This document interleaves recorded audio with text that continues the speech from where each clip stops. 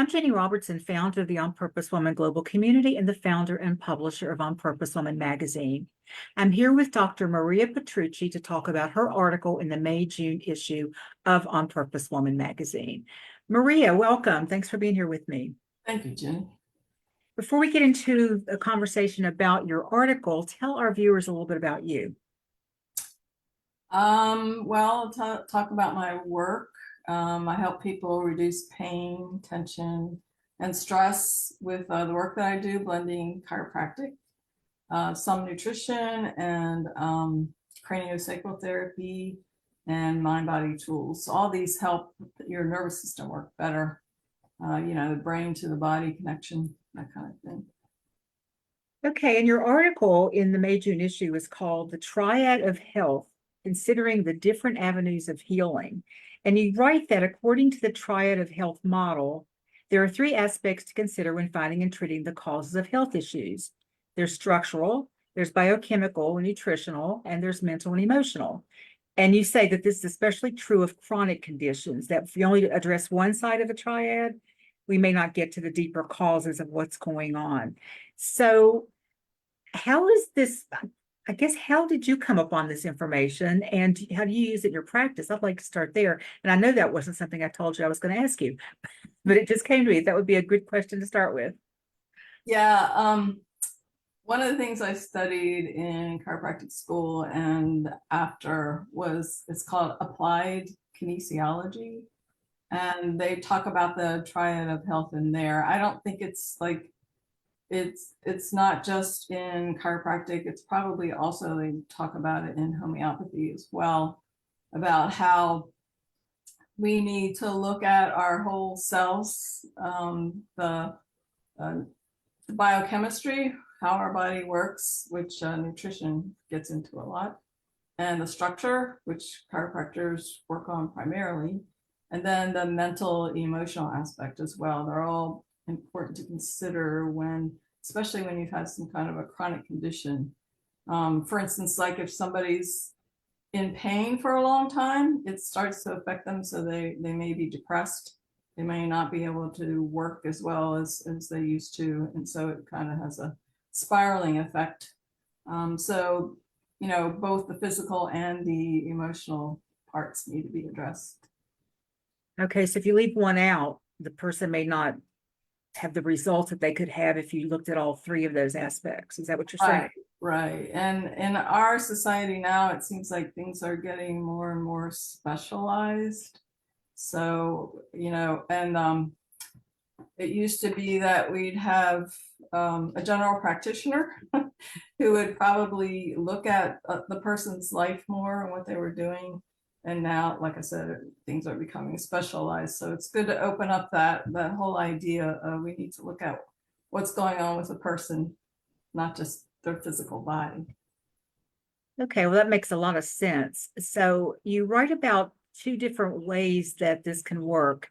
One of the two ways it could work, or two of the two ways it can work. It's not all of it, but you talk about how the chemical side can affect the structural side and vice versa. And so can you talk about that a little bit? How can something going on chemically, which is your biochemical makeup and your nutrition specifically, right? How can they affect your structure, your frame, I guess, your core, all of that? How can that happen? Yeah, so once again, kind of going back to applied kinesiology, there's a system where certain muscles are associated with certain organ systems and also acupuncture. So for instance, if somebody was really stressed out for a long time, it'll weaken their adrenal glands. And there are muscles that keep us in proper position and that are associated with the adrenal glands. And so those muscles will weaken, and then it might cause a problem in your lower back that those muscles attached to. But the basic cause was the weakened adrenal glands. Yeah. Wow. Okay. And if that goes unnoticed, what might happen? It might be that the person would get some massage or chiropractic or some other kind of body work, and they would feel better temporarily. But since the original cause wasn't taken care of, the stress part, it would probably keep coming back. Okay. I think that's a really great point, because typically, I guess, when we think of stress, we think of like the mental and emotional stress. Most people wouldn't associate back pain with them being like stressed out over their job, right? Yeah, we might think of like headaches, but that can be structural as well. Yeah. Okay. And what about the opposite? How can the structural side affect the chemical side? Let me see if I can think of an example right off. Oh, one of the things that I think people need to remember, like when we were growing up, our parents probably kept telling us to sit up straight. Well, it's not just a matter of how we look, but if we're not in proper position, or we're hurting, so we're kind of bent over, it's going to put pressure on the organs, the lungs, the heart, intestines, and all that. And so they may not work as good as they can because they have that pressure on them. And so they can't get the proper circulation. One of the things that can happen that way. So if I'm feeling like I've got like bronchitis or something, or just feeling like I've got my chest is aching, I think I'm getting something, you're saying that it may not have anything to do with that initially. It could be that my body is out of alignment. Right. Yeah. And Okay. sometimes that's adjusting the spine at the level where the nerve comes out of the spine, goes to different parts of the body. So the area which is in your middle, upper to mid back, that is associated with the lungs, the nerves go to the lungs as well as part of your back. Then that can cause you to have, be predisposed to some kind of a lung problem or symptom. Wow. Yeah. Well, this seems important. Why does this matter? Why does knowing this matter? I was thinking about that, and for most people, I think we tend to go with something's wrong. I'm going to go, like, if you have a digestive problem, let me go to somebody who knows something about nutrition and can help me. And that's fine if that helps, but sometimes it doesn't, and it might be a structural problem. Maybe the nerve connected with the vertebra that might be out, that's keeping the digestion from improving. So if you go ahead and treat the back where where the nerves are associated with the digestive system, then it can help bring a person back to health. Why don't we all know this? I know. I was thinking we need to do a better job of educating people about this, and this is part of the whole holistic health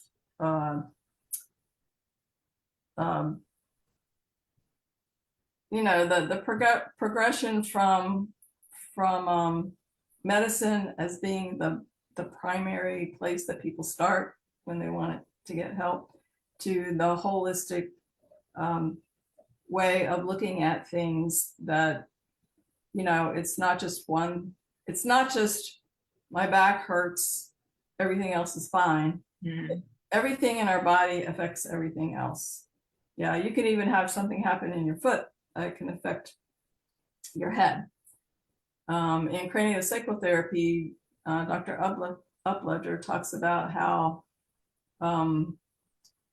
this woman who was a diver went into the water one day, and she started having all kinds of problems with dizziness and everything else. And normally you would think there was something going on up here that caused that, but it actually started from a problem she was having in her knee. So you never know. Wow. Yeah. Now, I know that in traditional medicine, I think it's considered traditional still, there's something called functional medicine. Yes. Is that similar? Functional medicine, they would probably look at the person's like what are they doing in their lives that might be contributing to stress, emotionally, what's going on. I think the way I look at functional medicine, it can include those things, and I would imagine it depends on the individual doctor. But when I think of functional medicine, it's more like, let's look what's going on in your body now before it gets worse. So instead of treating disease, it's let's look at where you are now and let's balance things out. Yeah. Okay. So there is a difference there. Yeah. And of course, if someone comes in with a problem already, then they would use nutrition is big with functional medicine. Okay. Well, as a patient or a consumer of not just information, but of practice, of a consumer of what's the word I'm looking for? Like you're delivering a consumer of your chiropractic work and all of that. What can I do with that information if I read your article and go, well, that's really interesting? Does that help me in any way? Where I can advocate for myself or ask the right questions, or what would you suggest there? Well, one of the things I think it brings out is to be aware, like, what was I doing before this happened? Okay. And then if you have an idea of what you might want to correct, like if it's eating better or whatever, then to go ahead and do that and see if it helps. Or maybe go meditate and see if that helps, that kind of thing. And also, some of this takes some experience in reading and everything else, but if a person would go to their medical doctor first, maybe ask more questions about, this is also going on in my life, do you think it might be connected, that kind of thing.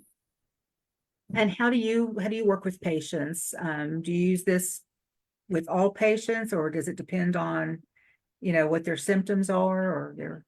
Yeah, the sides of the triangle: nutrition, structure, and mental emotional.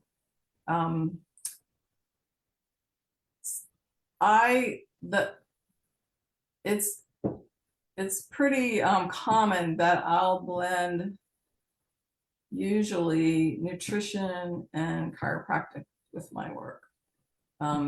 It kind of comes along with the territory because, for instance, if somebody's having some kind of strain or sprain, they would need something that helps relieve inflammation along with the structural treatment. Oh, okay. And I also bring in the mental emotional piece. Sometimes it's more direct. I'll do some things or ask the person questions to see what's going on.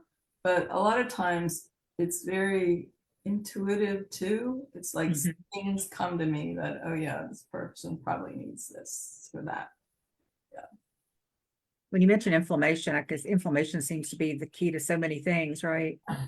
And typically we'd be told to go pop some of those, anti-inflammatory drugs, right? But you're saying there's some other things we can try. Definitely, not so harmful. Yeah. If you get hooked on some of those medications, it could really damage your joints. They're not good news. Well, I've read recently that for people over 60, they just recommend you don't even take those. What are they called? NSAIDs. Those because they can damage your kidneys, I believe they said, and things like that, which I've never heard that before, Yeah, and drugs in general can damage your kidneys and liver. Sometimes doctors will do a periodic test to make sure that things aren't getting worse. But yeah, your joints as well can really cause degeneration in your joints. Well, the thing that you're trying to relieve the pain from can actually get worse. Wow. It's so interesting to know. I appreciate people like you who take the time to educate yourself and learn new things that you can share with all of us. There's always something new. Always something new, yes. I want to tell our viewers that Maria goes into way more detail on this. I was telling her that, I read the article twice to actually get a better understanding of it. And I didn't want her to go into all the details here because I wanted you all to go read the article for one thing and check out the magazine, but also that you might get a deeper understanding of it if you go read it yourself after us just giving you kind of this teaser, this information. But I think you've shared some really great information here, Maria, and thank you for doing the work that you do and looking for alternatives that are, I mean, it seems like we should be farther along on that, you know, Yeah. all these years later. I'm thinking I went to my first acupuncturist, you know, in the early 80s. Seems like we should be really, these things should be way more mainstream than they are now, you know? Some of this is very political. It And is. It the is. medical system is very been in place for so long, it's kind of hard to work through it sometimes. They're very protective of their status, I guess, or something like that. Yeah, I'm glad to see a lot of medical doctors becoming more integrative and functional. Yeah, Yeah. they're really helping that movement. But how can our viewers find out more about you? Well, I have a website. It's Maria, Maria Petrucci. I see it on my screen here, Petrucci DC, and that stands for drchiropractic.com. So I've got my have and phone number there.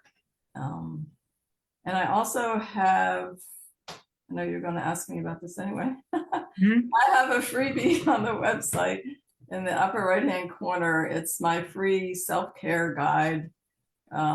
It's actually a summary of the process that I refer to in the book that I was a part of with you, Ginny. Mm-hmm. Purposefully. So anyway, I talk about one piece of that in the book, but then I have a summary of the whole process, which has to do with getting clearer on what it is you want and the different steps that you might want to take to get there faster. And that can be, that can pertain to health, physical health, or anything else that you want in life. Yeah, it's not just health, it's the whole package, right? The whole package, because the whole package has to work together. Yes. You know, and so if you're looking for some great content, if you will, for how to take better care of yourself or how to even get started taking better care of yourself, check out Maria's free, would you call it a booklet? What would you call it? It's a summary. It's a 3-page summary. Okay. Yeah. On her website, and that website is also in the text of this video, so check that out. And you can read Maria's article on Purpose Woman magazine. That link is also in the text of this video. So Maria, before we wrap this up, what is a final thought you'd like to leave our viewers with about this topic? I think the blend of, I know we didn't talk about it that much, but the mental emotional piece, that part of it is so important in how we feel, as well as, you know, eating well and exercising. Mm-hmm.